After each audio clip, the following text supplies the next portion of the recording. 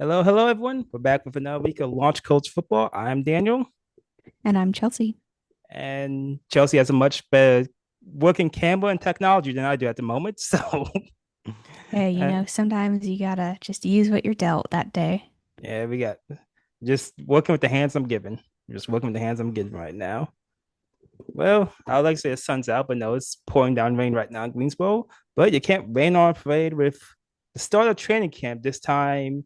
Well, this time this weekend, actually. The training camp, veterans reporting by the time next week starts, the training camp will be fully underway, and the football season will, I guess, officially be here. I guess you consider starts the NFL season. Yeah, I would say so. Yeah, that's all. Great, awesome. Yeah, I was consider like is the draft the start of the season, is free agency, but like I guess training camp that's literally the official start of the next season. So, well, I no, agree. well, with the start of training camp, we got some big questions for the season. When we say big question, I mean five questions for each of us. From I guess well let's just dive right into it with the biggest questions. And I think it's funny because both our first questions, of course, being the totally unbiased people you are, have to do with our favorite teams. I guess my question is just what's going on with the AFC North. Like the Steelers, technically they've virtually been winning the past few years. Now Tomlin's not there to right the ship, so you got Mike McCartney. The Ravens, they just they're hopefully going to come back after a couple of tough seasons. They just fired the head coach, but they got the Bengals' best defensive player. The Bengals just got Dexter. The AFC North is just a big question mark. I'm just happy that the Browns are there to be the punching bag. Yeah, or so we think. That's one of my headlines we'll get into later. Are you feeling more or less confident with McCarthy at the helm, considering that, the Bengals lost their best defensive player and the Ravens parted ways with John Harbaugh, who is historically one of the best active coaches in the NFL right now? Less, entirely less. McCartney is. I'm not the biggest fan of Mike McCartney, and even that being said, I still acknowledge he's a good coach. I think Mike Tomlin has been one of the most underrated coaches the past few years, and the fact that he's been able to carry that team to the playoffs, that team that's usually under talented, usually. I think people are really going to see how good of a coach he is this year, how good of a coach Tomlin's been this year, because I think the Steelers are going to definitely struggle. Well, that's the spirit. Yep. Yeah. I'm not as positive. I'm not sure how. Actually, that's a good fair question. I'm not sure how positive you are with your Colts this year with all the moves they made and all the decisions they made. Yeah, it's kind of a mixed bag. I think that it's going to hinge on the offense. I do think that the defense has improved. I think that we have some good pieces that are coming back. In our cornerback room, we have Justin Wally, who was a third round pick in 2025, but we lost him to injury and he did not play last year outside of maybe one preseason game, maybe training camp. But he looked really promising and he is going to be replacing Kenny Moore, who requested release from the team. So I'm feeling decent there. We drafted some people for the O line to replace some losses that we've had in the last couple of years. I mean, we still have Jonathan Taylor. I think the biggest questions are number one, how does Daniel Jones look for one, health wise, and number two, does he perform to the degree that he performed the first half of last year? Because if that's the case, I think the Colts are hands down a playoff team. Um, but if he does not play that way, that's going to determine a lot of our season. And then I think that there is a heavy weight on Alec Pierce. Alec Pierce got the bag. Colts wanted him. Colts fans knew ownership was going to have to overpay him to keep him. They did overpay him a little bit, in my opinion. And he needs to show up. He needs to be the guy that he looked like last year. He needs to put up wide receiver one numbers. He needs at least 1,000 yards this season at a bare minimum, in my opinion, unless he gets injured. And kind of in that same vein, I want to see a big year from Josh Downs. Josh Downs has been the slot guy. He's kind of the second coming of T.Y. Hilton, if you will. He doesn't play on the outside, but he's the small, undersized, fast guy, just like T.Y. was. I need to see him have a big year because when Pittman was there, now on the Steelers. So I'll be Uh-huh. cheering for Pittman in that regard, not for the Steelers, but for my guy. Downs was Ooh. there. He was a good player. He played in the slot. He definitely like made a positive contribution on offense, no doubt. But he is going to be the bona fide wide receiver two on this team behind Alec Pierce. I need Josh Downs to have like an 800-yard season. Like, I need to see, I know he's good. He has performed well in the past. He's had good seasons in the past. I know he can do it. But I need to see it, especially with some of the uncertainty that surrounds Alec Pierce. I personally really like Alec Pierce. I think he's going to live up to the contract. I think he has the capacity to be a 1,500-yard receiver if he gets targeted that much. I think he can do it. He's a long shot guy, scores a lot of touchdowns. He accumulates the yards really quickly when he's targeted. So I think he can do it. But he has not shown to the fullest capacity that he can. So we need to see that. And then kind of the last part I'm kind of watching on the offense is I need to see Tyler Warren have a breakout year. Tyler That's, Warren did not have a bad year last year by any stretch. He was one of the best rookies in football last year. I want to see Tyler Warren have like an 800-yard, 12 touchdown season. Like, use him in the wildcat, run him out of the backfield, use him on slants in the red zone. Like, I want to see that dude become a touchdown merchant. When we are inside the 15-yard line, I want the ball going to him. I want to see that dude have a big year, and I know for a fact he can do it because he was absolutely dominant at Penn State. So I know he can do it. I just think he was underutilized last year, and then once Daniel Jones went down, it was kind of all downhill for the offense at that point. So I want especially him. I want to see him have a big year because I think he can do it.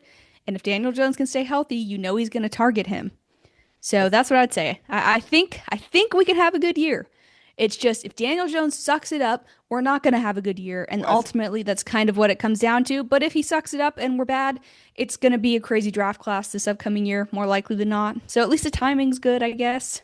well, I think that's basic. First of all, I'm surprised you didn't say over 1,000 yards for Tyler Warren. I think I Warren, mean, he yeah. even like I'm trying not and to get too greedy, you know. I just need 1,000 from Pierce. If I can get 1,000 from Pierce, I'll be like, great. I'm just thinking in a 17 game season, if you're a top tier tight end and you're the number one tight end, it's not like a package situation. So they have a dual or the Bears would have dueling tight ends. You're the clear cut tight end. Yeah. You probably should get 1,000 yards in a 17 game season. And I mean, And like I it, said, he didn't have a bad season last year. no, of course He not. had 76 catches for 817 yards, four touchdowns, and a rushing touchdown. So him going from 817 and 6 to 1,010 or 12 is not a stretch, especially that he did a lot of that when Daniel Jones was hurt. Like half the season he played, Daniel Jones wasn't there. So realistically, he should be 1,000-yard guy as well. And that's the big question. It's always going to come down to Daniel Jones's health. If he's healthy, they're good. If he's not healthy, you go. Hopefully, If you. he's not healthy, we're cooked. And I That's think just that's the ultimatum, unfortunately. speaking of a quarterback coming off of a major leg injury, see what I did there. My next big question is just I want to see what KC like in terms of because they said Mahomes is going back to a normal practice. He's been fully cleared to practice, do everything after 7 months after blowing out his ACL. This to me, it's going to be an interesting year for the Kansas City Chiefs, just for the fact that you are coming 2 years ago. You went to the Super Bowl, kind of on a magic carpet ride and got exposed. Last year, every just to me the damn buzz last year, just everything that could go wrong went wrong. This year, you showed up some stuff on the defensive side with your cornerback situation. You got the Super Bowl MVP in Kenneth Walker as your main number one running back. You really haven't changed much in terms of your pass catching as your wide receivers room. I'm surprised. I'm somewhat upset they didn't get Sadiq. They didn't get um, He would have been Ken Gon absolutely Sadiq on elite the. on that team. But like it's fine. I just don't. I and the fact that you're in the division now with two teams that have a legit chance in terms of the Chargers and the Broncos. One team that was potentially a QB injury away from going to the Super Bowl, and one team that was talented and is coached by Harbaugh.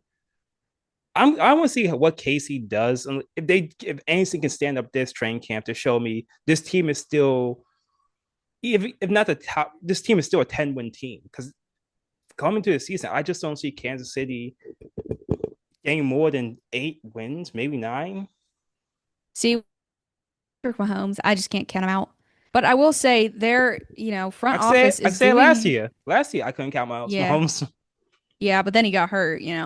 But their front office is doing Mahomes a disservice. Like why they are not getting more receiving help for him truly is beyond me. Travis Kelce is like 80,001 years old. Every guy they've taken almost like either gets in legal trouble or is in prison. I mean, gosh, Same difference. imagine, I know, imagine if you gave, even if you put Michael Pittman on that team with Mahomes. I don't even think Michael Pittman is a bona fide wide receiver one in the league. I think Michael Pittman would probably have a 1,300 yard season with Patrick Mahomes. I mean, they could have gone out and traded for him and they didn't. And, the whole league knew we were trying to ship him out because we had to pay Alec Pierce. So I'm of the opinion the front service is honestly just doing Mahomes a disservice. I'm not going to count them out while they have Mahomes because I think by the time Mahomes is done, he's going to be a historic all-time great. So I don't think you can count them out, but they need to figure out their corp fast. Maybe they have an ace up their sleeve or something we don't know about, but if they don't, it might not be pretty. And the last thing that you want to do is put all that pressure on Mahomes, which is what happened last year, and then he got hurt. So that's the last thing you want to do. So we'll see what happens, but To their me, front office is not giving me a lot of reason to be excited about that wide receiver corp.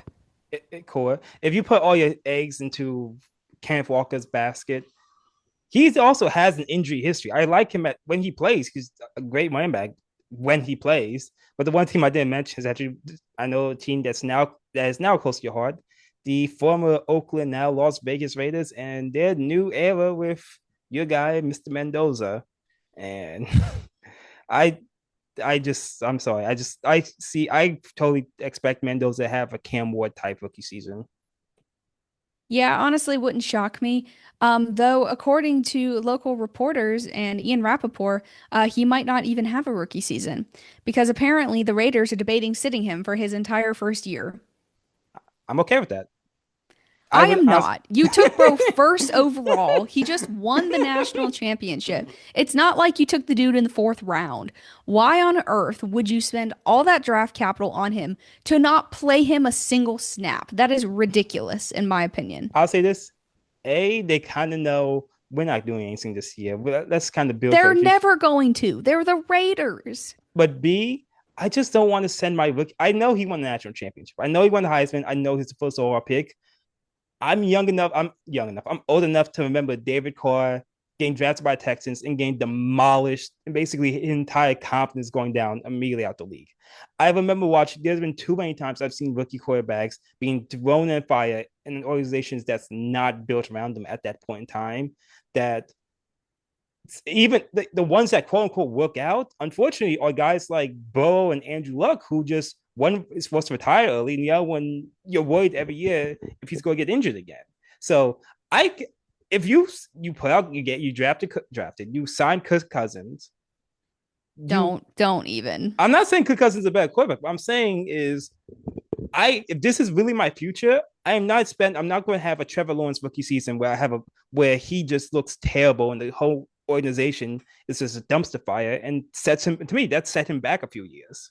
Trevor Lawrence was arguably stuck with the worst head coach in NFL history his rookie season. I would argue the Raiders are the worst franchise, at least at the moment, them with Cleveland in the NFL right now. I still don't think that's the same. No, that's fair. That's not saying. Trust me, I remember Urban Meyer. He's bad, and I know we want to see Mendoza, but I just don't want him to go 17 for 20, getting sacks 7 times in like his first start against like the Chargers or the Broncos. I mean, people probably hear me say this and they think that I'm biased. I'm not. Like, in what world does it make sense to spend all of your draft capital, take a guy first overall, and then not play him? I don't care if the team is bad.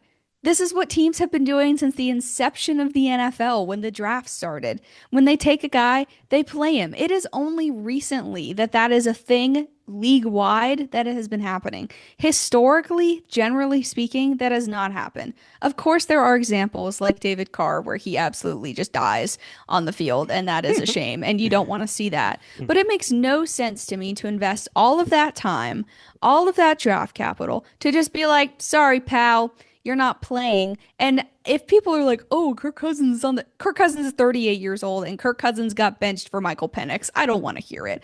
I mean, I know that he didn't look half bad at certain games during the season, but that just strikes me as ridiculous. I mean, when Trevor Lawrence was taking on the Jags, think of the talent that they had on that team. They really had no talent. It was him and it was Travis Etienne. The talent that they had on offense really was quite impressive. At least this Raiders team has Ashton Jeanty. At least this Raiders team has Brock Bowers. It's not like this team is devoid of talent. I don't know how you're going to figure out if Mendoza is the guy. You want to sit him for half a season? Fine. You Yeah. want to sit him for 4 games? Fine. But to sit him for an entire season when arguably the best quarterback crop draft class that we've had in the last 5 years is right on the horizon, if you don't play him, you don't take a quarterback, and it turns out he's a bust, you just missed out on all of those opportunities to replace your guy. I get it if you don't want to play him the whole season, you want to sit him until Kirk Cousins sucks it up, which is not going to take that long, and then you want to play him, fine and cool. You don't want to play him in preseason? I get that. Most really good players don't play in preseason until week 3 anyway. So I get that. But to just spout off and say we're not going to play him for 17 games is just crazy to me. Like, I'm all for learning behind a veteran and stuff, but not when you're the first overall pick. That is crazy. I would say not 17 games. I would say around Thanksgiving, I would give him his first start. Yeah, Around like I said, you want to sit him 4 weeks, 6 weeks, thanks half the like season? Thanksgiving is like 10, Okay. 11 weeks. Thanksgiving is like Be 10. like, okay, you want to sit him for half the season? Great. In my opinion, it is very Raiders and very foolish to be like, we're going to sit him the whole year. That just makes literally no sense to me. And maybe I'm in the minority in that. Maybe people believe that he's really not that polished and that he does need time to learn, and he does need time to learn. I mean, that's every rookie quarterback. But to just say you're not going to play him at all is just asinine, in my opinion. It's gonna be interesting what the stories come out doing because he's definitely gonna be one of the big training camp stories of how he looks. He's the first overall pick as a quarterback, a national championship quarterback. So Yeah. every incomplete pass is going to be debated. Every complete pass is going to be praised. It's going to be Yeah, that's true. it's going to be. I want to see him in preseason how he looks, but Yeah. I don't want his first start to be against the Denver Broncos in Mile House City and just him like, oh God, what did I? And I mean, one other thing, they hired Kubiak as his coach. Kubiak is an offensive mastermind. It's not like he's stuck with Pete Carroll. I mean, it's not like he's stuck with a terrible coaching staff. I mean, Pete Carroll is probably not the guy you want for a 21-year-old kid who's going to be leading your team on offense. So, I mean, it's not like he's with like a dead end coaching staff. Like they have good coaches on that team. Are they the Raiders? Yes. Will they probably still be bad even if he wins the whole season? Yes, Yes. But wouldn't you rather find out if he's worthy of keeping around and paying in the first season than waiting until year 2 or 3 and finding out on the off chance he's terrible and you missed out on all these other guys you could have taken? Me personally, I don't. Like, I want to know. If I'm taking you this high, I want to find out as soon as possible.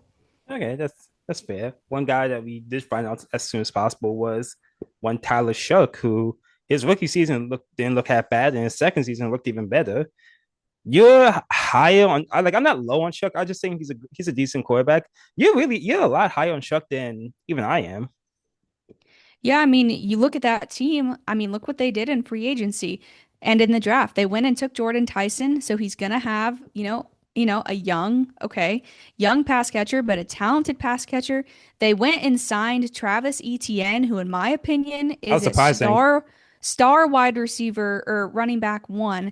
They already have Chris Olave on that team, so Jordan Tyson doesn't need to be the guy on offense. Plus, they just restructured Alvin Kamara's contract, which is he kind of washed now? Yes, but that veteran presence is going to help Shuck a lot. I mean, I really think that the Saints could take a step forward this year. I mean, I think honestly, I'm not certain that the Bucks are going to be great this year. I think the Panthers are up in the air, and I think the Falcons are up in the air. Right now, if you were to put a gun to my head and say pick a team to win this division, I'm saying the Saints because they have talent on offense. They have a promising quarterback who has shown some signs. Their defense, it's up in the air, but it's a scoring league. If you can score a lot of points, you have a shot. And with Jordan Tyson and ETN in the fold, I think that offense could honestly be pretty good, dependent on who they're playing. Now, if you send them to Mile High to play the Broncos, are they going to drop 45 points? Probably not. But any average to low end team, I think that this team can probably beat.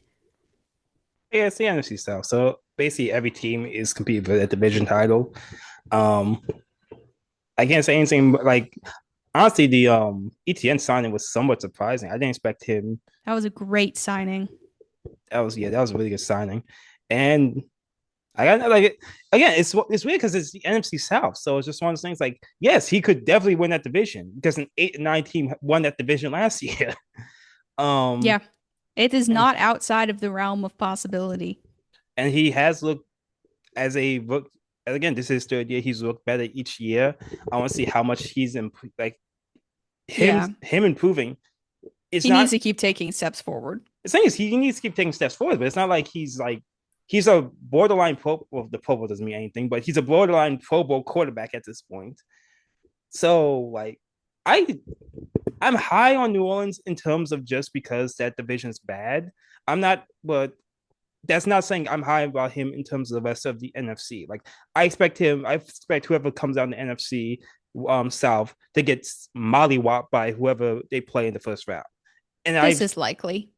even though the Panthers had actually a really good game against the Rams last year, but I just don't think. But I just like it'd be interesting to see is Tyler Shuck good or is he good in comparison to the rest of the NFC South? That's an important question. And going off to that, with you mentioned him getting Jordan Tyson, one of my big questions is just all the pass catchers they had picked in the first 40 picks in the draft. I'm just gonna run down the list. You got Cornell Tate with the Titans, so Cam Ward finally got his number one receiver. Um, Unfortunately, unfortunately, what's wrong with Cam Ward? Oh yeah, Colts he's in fan. my Oh division. yeah, I forgot. I keep forgetting how much because the Titans usually are bad. So I'm thinking, oh yeah, the Jaguars are the rivals. The Texans are the rivals. Wasn't even thinking about Jacksonville. I'm Jacksonville. I wasn't even thinking about Tennessee.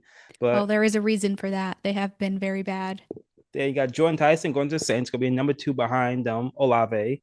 You got Kenyon Sadiq going to the Jets, and then Jets drafting Omar Cooper Jr. at the end of the first round. That's So right, the my Jet guy.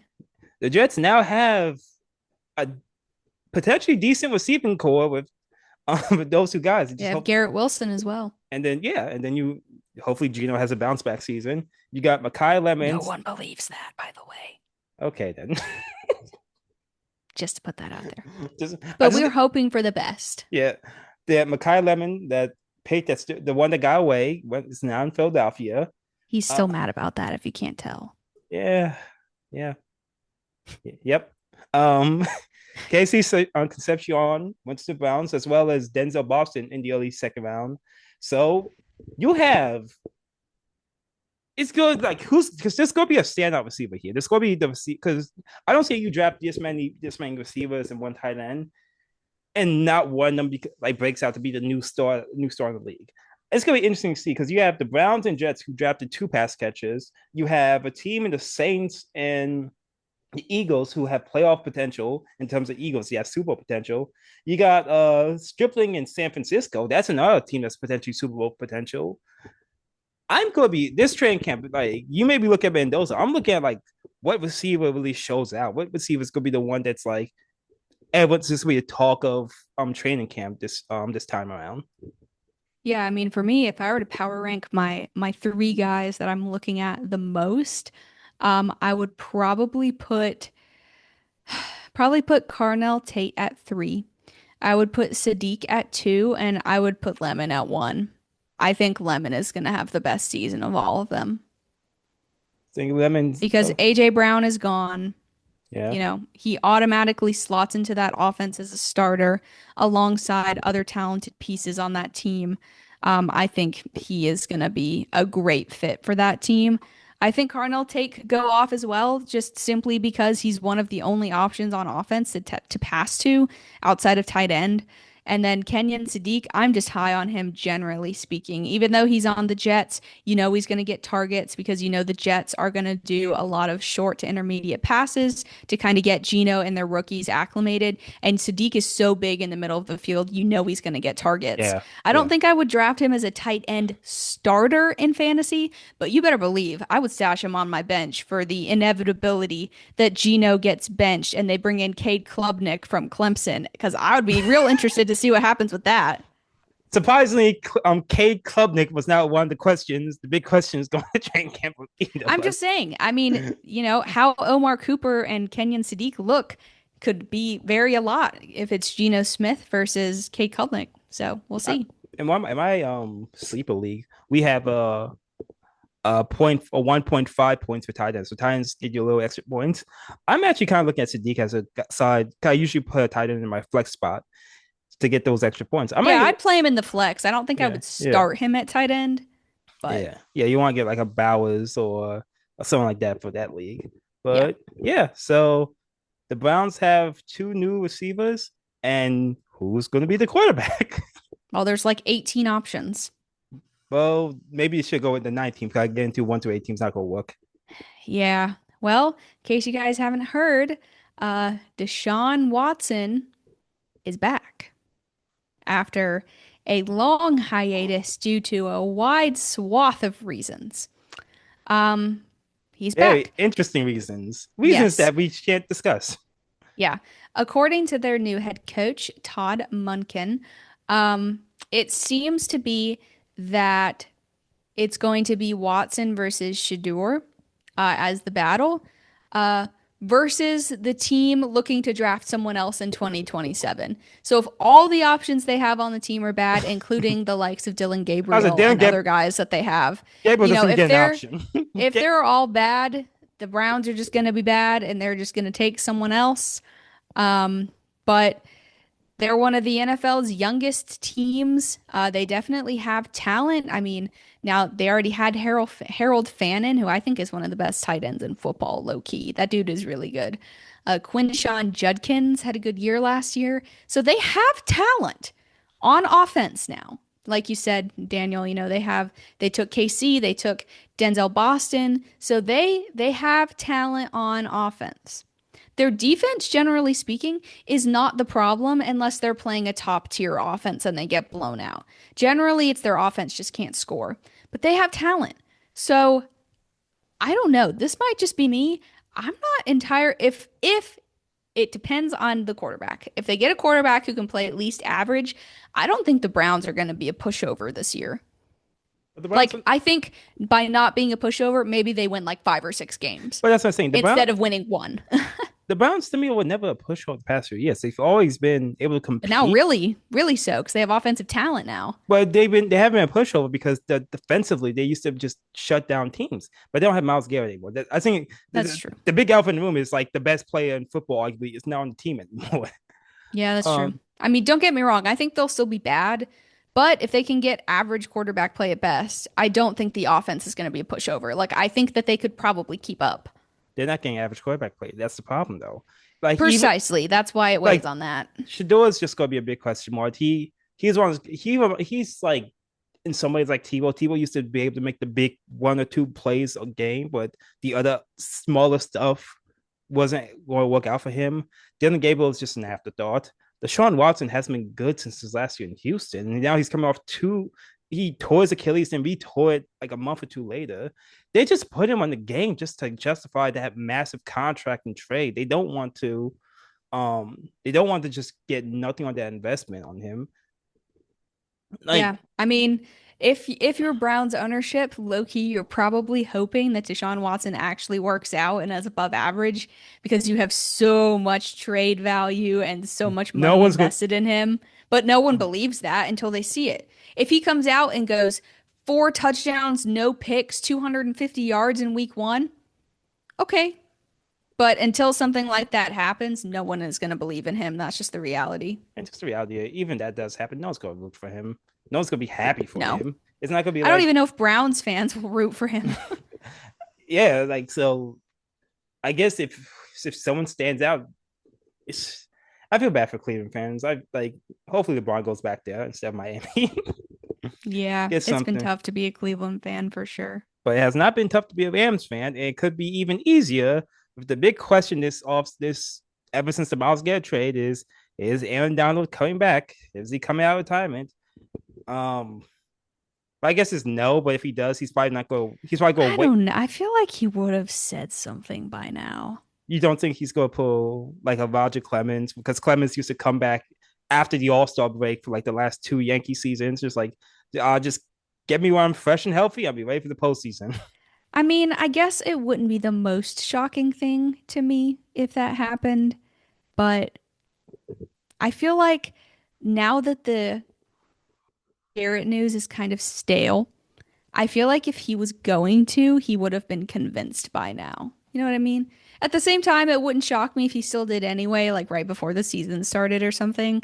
But I don't know. Right now, I'm feeling inclined to say it's a no, but I guess time will tell. And time will tell. Also, when is Malik Neighbors coming back? He tore his ACL, was it week 3 or 4 last season, and he's it can't be good. The surgery had to mess up. I think they talked about the surgery. They had to go in for a new surgery. So yeah, that's a huge question for the Giants between that and Cam Scaraboot's doing backflips. That's fanatic. Like, In fairness, he was fine, but yes. but yeah, so Neighbors is. I want to see Dart with a full healthy offensive skill, a bunch of offensive skill position players because Dart actually looked pretty good last year. But Neighbors is just a big question. I think going to July, August, into September, that's always going to be a big question until we actually see him on the field. Yeah. Yeah, and Neighbors, he appeared at that Brian Burns charity softball ball game at the end of May, and was seen limping. Not a great sign. First of all, why are you in a softball game? And second of all, why are you limping? Um, yeah, I mean, honestly, if you were to say, Chelsea, when do you think he's back? Publis, Honestly, it wouldn't shock me if it was like week 6, so he's going to week Publis. 8, That's the Publis. something like that. I mean, if I were a betting woman, which I am not, but if I were, I would bet he's going to miss at least the first 4 games. I'm a betting man. I don't think he plays till like again. Like I think he starts the season on the Publis, and that's not playing till probably early to mid October. This is Yeah, I insane. think he misses 6 weeks. That's my projection. I'm putting it on paper. We can laugh at it 3 months from now. This But is it's insane. It's crazy. watch him like be at training camp and be fine and play week 1. That would be crazy. Everyone would love to see that, but the way it's looking is that's just not the case. But this would be like an old school ACL injury where it takes a full calendar year instead of now, which is 6 to 8 months. But I guess our last topic is the big question this entire offseason. At the Patriots could not have a worse offseason. The entire scandal, not scandal, the entire Drake May is a fraud. Will Campbell can't protect themselves. The entire Vrabel controversy. There was a question whether he was going to stay the coach. And then you trade for AJ Brown. There's a question: can AJ Brown, is he still an elite top tier receiver? Can he get along now? Is he going to be like a 1 or 2 year rental? Is there any way the Patriots don't go through like a Super Bowl hangover? Is there any way that they don't have just like collapse into like an 8 and 9 season, just a fall back to reality? I honestly don't think so. I don't think that they're going to be a dominant team this year. Okay, dominant, no playoff question mark. I don't think they win their division. I think they can make it as a wild card, but I think Buffalo takes the division. Okay, early prediction. It's just amazing because besides the fact that usually teams have Super Bowl hangovers, that's just the team that loses a Super Bowl, especially. That's something just been common since for years and years. It's just everything that came after that. Like they had like the Hmm. top list of quarterbacks, and Drake May, I don't think he was top 8. I don't think. And I found out like he went from this number 2 MVP candidate to just like you're not even like a top 10 quarterback. I think that's insane. Yeah. I think he's a good quarterback. I think he's a good quarterback too. I just think there's been so much background noise going on. I just think when that guy is your coach and all the things that have come out about him have come out about him, I just worry about locker room dynamics and guys respecting him because if it were me, my feelings would definitely have been changed. Yeah, that's good. I'm not even thinking about my feelings could be changed. It's gonna be more like just if something goes wrong, if like there's a tough time in the season, like that's the thing that I say with Tomlin. When something went wrong in Pittsburgh, Tomlin would be on the ball to fix it immediately to the next week. If they have like a 2 game losing streak, how does the team react? Can Vrabel rally the troops at that point? Will Drake May start listening to all the people in the background? What's going to happen after that? And especially now they don't have a cakewalk schedule anymore. They have like a first place schedule, which is going to be it's just going to be interesting. It will Shape be interesting to reveal what the team looks like because as far as I'm concerned, from what I remember about free agency, they brought back pretty much the same team, I think. I don't think their big they move was really AJ Brown. lost anyone huge, and then they gained AJ Brown in the draft, obviously, Yeah, alongside that. But as far as losing people, I don't really recall any huge changes. they basically So if you're running basically the same team back and you have a first place Super Bowl schedule, I'll be interested to see how they perform. So yeah. Well, hopefully Henderson steps up as a new number one running back. he But can do it. He's really good. well, this is guys, we're back. This is the start of the NFL season of the 2026-27 season. We're always going to be here every week to give you our updates, our news, our opinions, or fun little segments and stories. So, Chelsea, tell us where you can find us for the rest of the year. Yeah, so thanks for tuning in, guys. Check in again next week. On it should be midweek, the episode will come out where we will start to get into some of the training camp stuff. So in the meantime, follow us on our social media. We are on TikTok, Instagram, Facebook, and YouTube at Launch Codes FB, on Twitter at honestly, I can't remember the Twitter headline, but you can find us if you look up Launch Codes Football and join our chat BCC chat where we'll be talking all things NFL as the season gears up. In the meantime, I'm Chelsea, I'm Daniel. and we will see you next week. Adios, muchachos.